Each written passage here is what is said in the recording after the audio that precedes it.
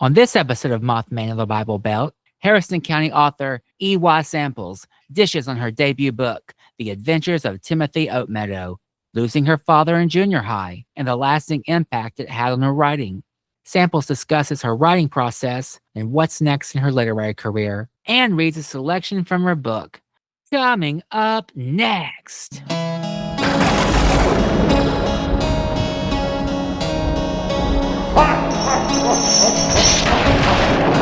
Welcome to the Mothman in the Bible Belt podcast with your host, Buck Fantastic.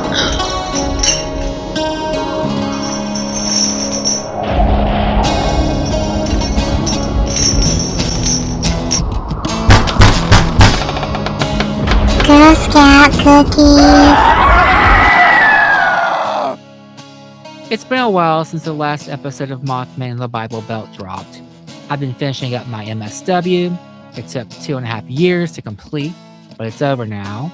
I was writing in-depth papers ranging from 15 to 40 pages in length. Then I had my 2 field practicums on top of everything else. Needless to say, I was overwhelmed and had to put the podcast on hold. So enough about my personal torture. Let's discuss my guest. E.Y. Samples is a dietitian by trade and a writer on the side. For nearly a decade, she wrote for American Fitness. In 2024, she released her labor of love, a children's book titled The Adventures of Timothy Oatmeadow. Join me, your host, Buck Fantastic, for an all-new exciting episode of Mothman in the Bible Belt. It's a eclectic chit-chat of otherworldly origins.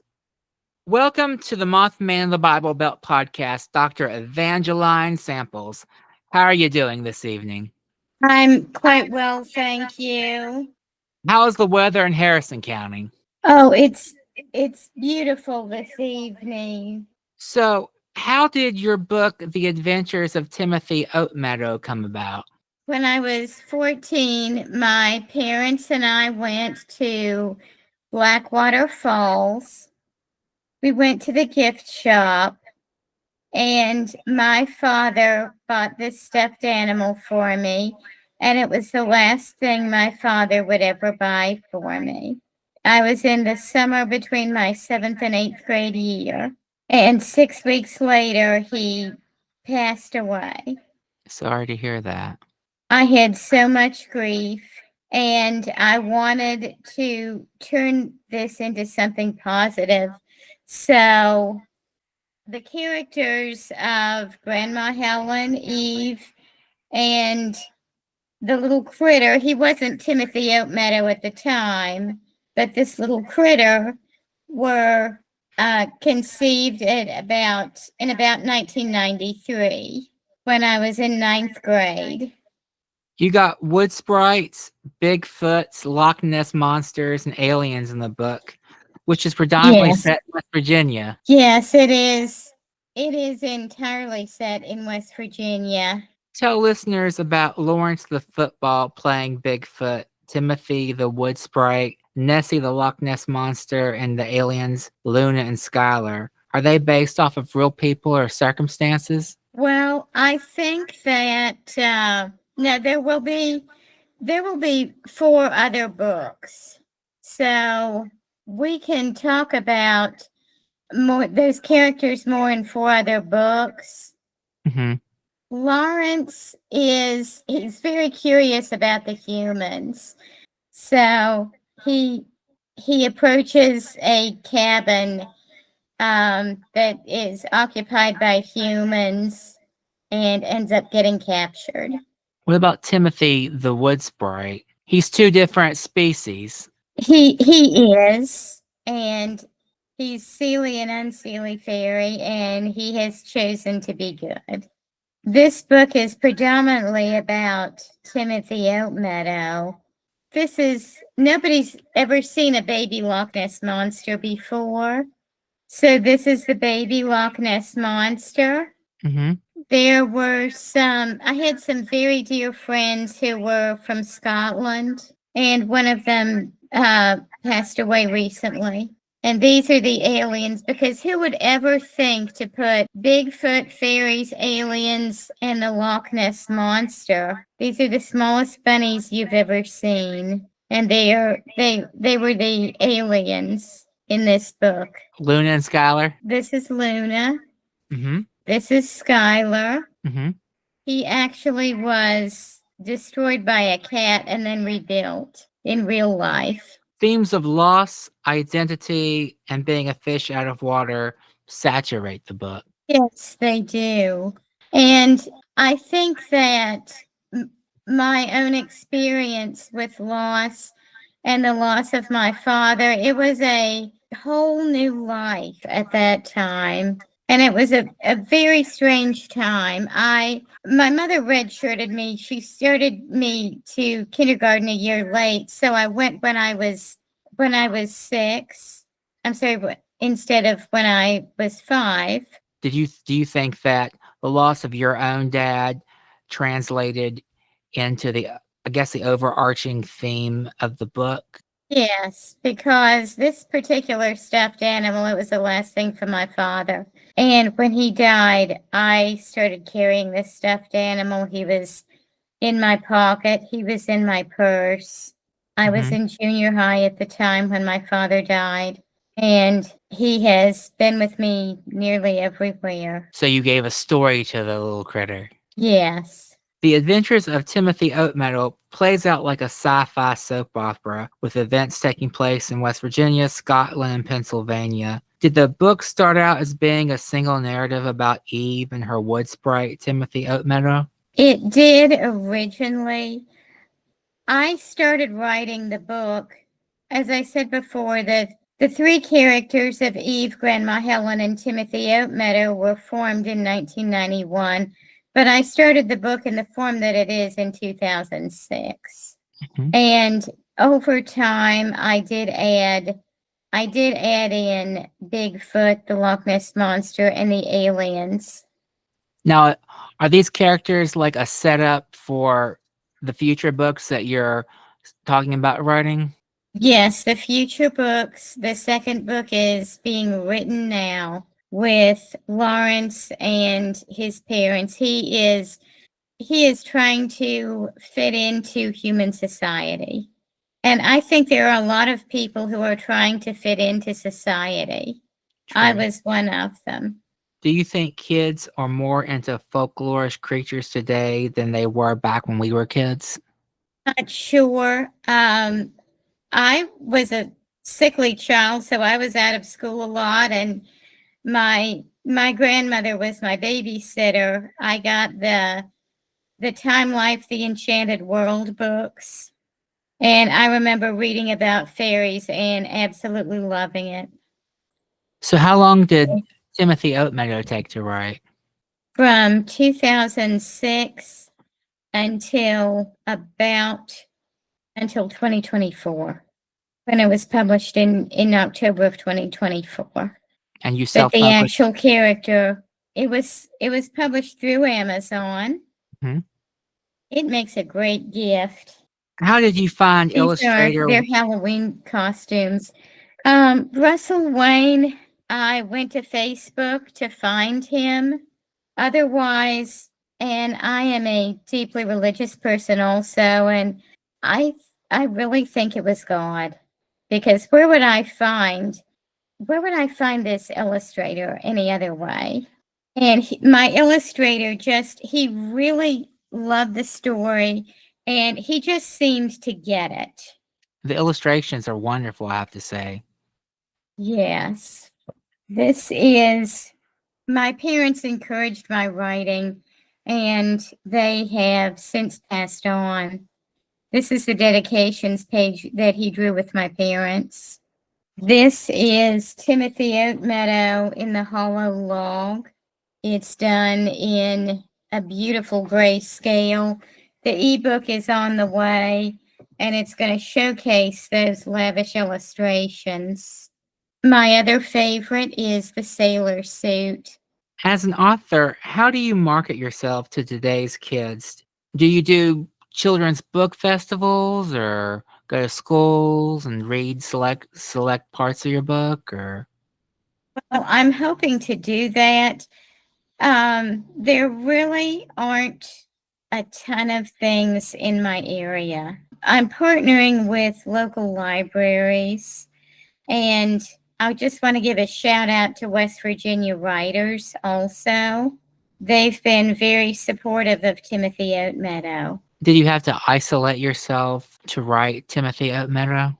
Yes, since I worked a day job and I typically wrote on this book after my day job. And being a writer, yes, it's kind of isolating at times. Do you just like pick out a day or a time to sit down and hop on your keyboard and write, or do you just do it on the spur of the moment when you're writing Timothy Oatmeadow? Well, I can't really do things on the spur of the moment.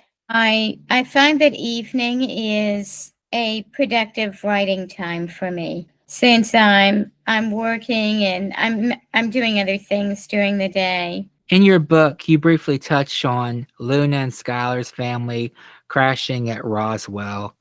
Do you think the government will ever Yes. acknowledge that we're not alone in the universe? Well, I think they already have.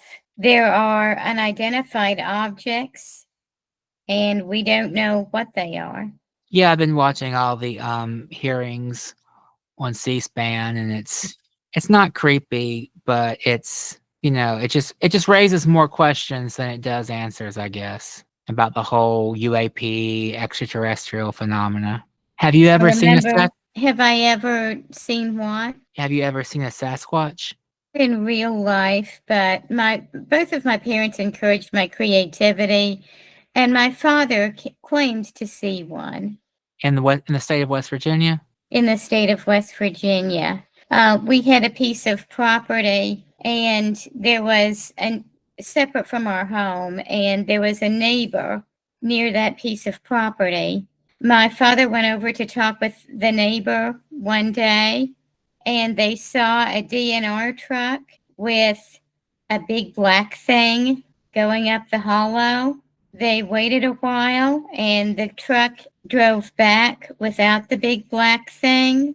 And my dad said from then on there was a Sasquatch over there. Wow.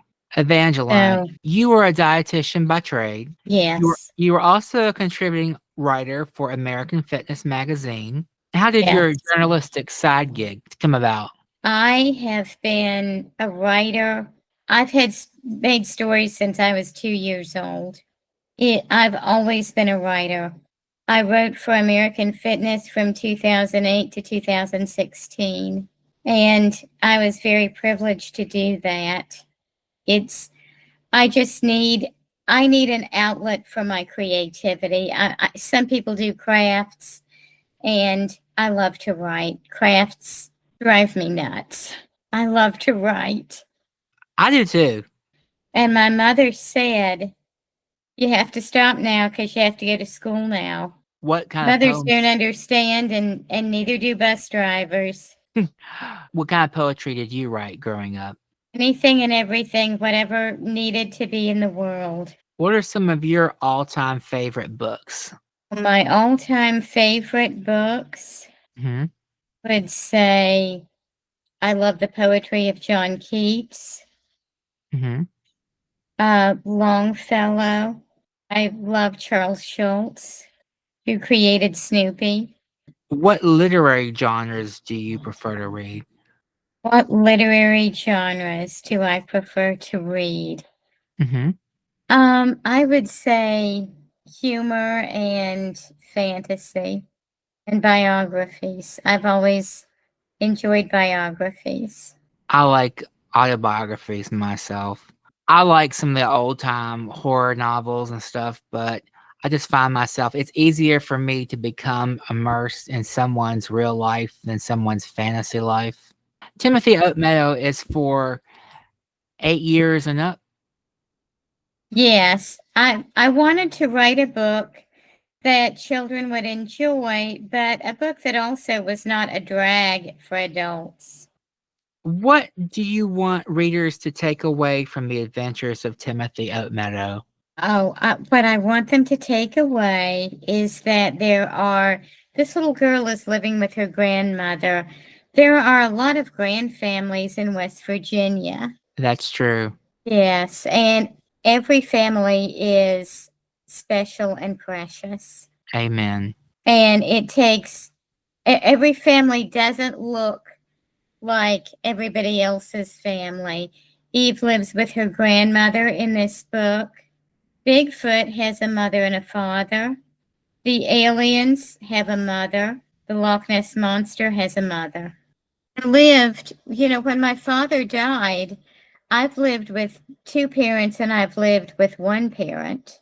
And I was babysat pretty extensively by my grandmother. So I think all of those things influenced me tremendously.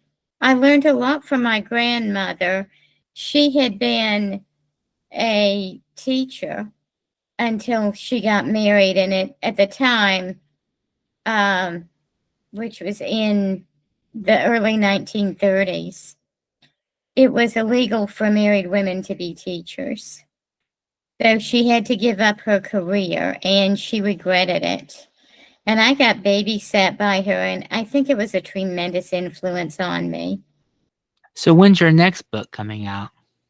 It's being written, and when I start with these things, I never quite know how they're going to turn out. Writing a book is just a delightful adventure. This book has a lot of themes of identifying the self. Mm-hmm. And I'd like to read just a little bit from it, if I may. Okay, go ahead. Timothy wishes to be nothing more than a little yellow puppy, and Eve wants a little yellow puppy. After Eve, Grandma Helen, and Timothy have been to the library, they've not found any animals that he resembles. They've looked through all the books and they've not found any animals that he resembles. And they return home. Once inside, Grandma Helen settled in her favorite chair.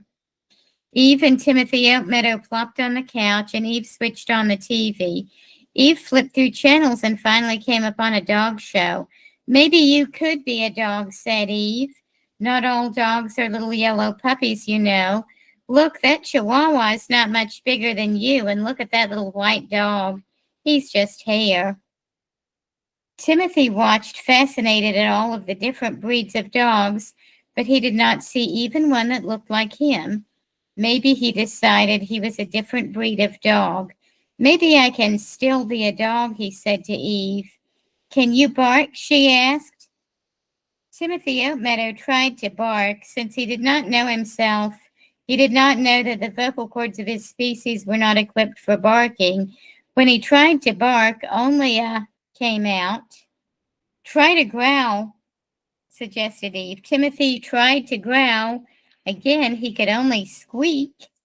Sometimes dogs play fetch with a ball, said Eve. Maybe you could try that. She took a small rubber ball from her suitcase and set Timothy on the living room floor, about 18 inches away from her. She threw the ball and said, Fetch, Timothy. The ball bounced by him. What does fetch mean? He asked. Fetch means that when I throw the ball, you go get the ball and bring it back to me, explained Eve. If you wanted the ball, why did you throw it in the first place? Asked a bewildered Timothy. Eve laughed. Just try to catch the ball and then bring it back to me. She threw the ball again. Thump, the ball hit him exactly in the center of his body, knocking him flat on his back. Oh no, are you all right? Shouted Eve. I think I'm okay, he said. Maybe we could try a different way, said Eve. What if I rolled the ball to you? Then you could roll the ball back to me. That might work, said Timothy. Lying on her stomach on the living room floor, Eve used her fingertips to gently roll the ball to him.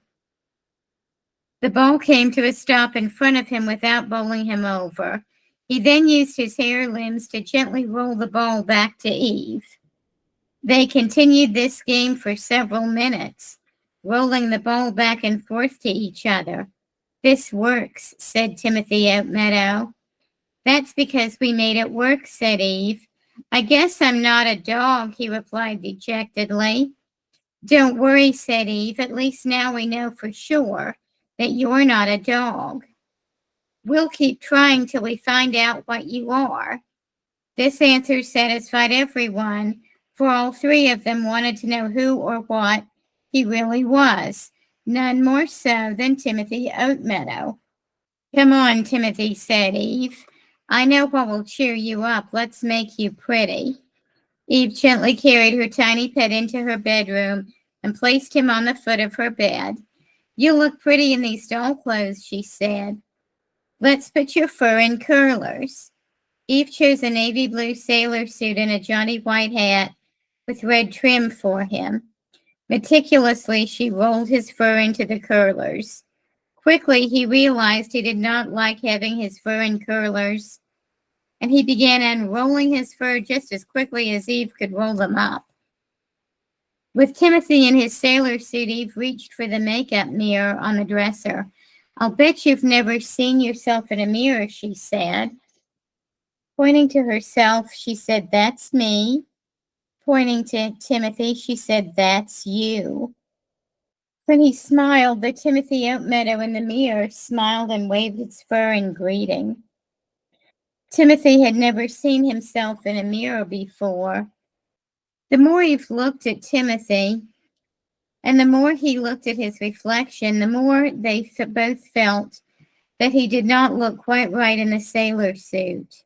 Slowly he began to take it off. With each part of the outfit he removed, he could see a bit more of himself.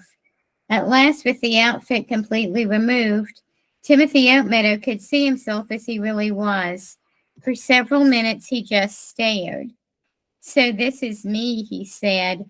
"This is what I really am. I cannot wear clothes because I am not a person. I cannot bark because I am not a dog, but I can do one thing." "What's that?" asked Eve. "This," Timothy said. He began to tickle Eve's face. Eve began giggling. He also began giggling excitedly, for he had found a way to help Eve. He could make her laugh. Thank you for that reading, Evangeline. Can people only purchase The Adventures of Timothy Oatmeadow on Amazon, or can they purchase it other places? Well, it is available. I have Oatmeadow Productions on Facebook. So I have a Facebook page for Oatmeadow Productions, and it is with the Amazon link, and they do purchase it on Amazon. There is also a store in Morgantown, the Thrifty Mountaineer, and it's in the Thrifty Mountaineer at this time. I'm working on getting it into other stores. Well, now's the time for 5 questions. Best book series, Twilight or the Oz books? I've not read either. I liked Little House on the Prairie when I was growing up. So, required reading, Telltale Lilac Bush or Storming Heaven? The Telltale Lilac Bush by Ruth Ann Music. I love that too. Best West Virginia writer, Carl S. Buck or Mary Lee Settle? I think Bill Lepp. Best West Virginia cryptid, Mothman or the Flatwoods Monster? Oh, I think it's neck and neck. I think they're about even. Best writing tool, caffeine or fasting? I like these flare pens, Mm-hmm. and I try to get enough sleep, but I seem to run on anger and caffeine. I want to thank my special guest, EY Samples, for coming on Mothman and the Bible Belt to discuss her book and all that went into making it.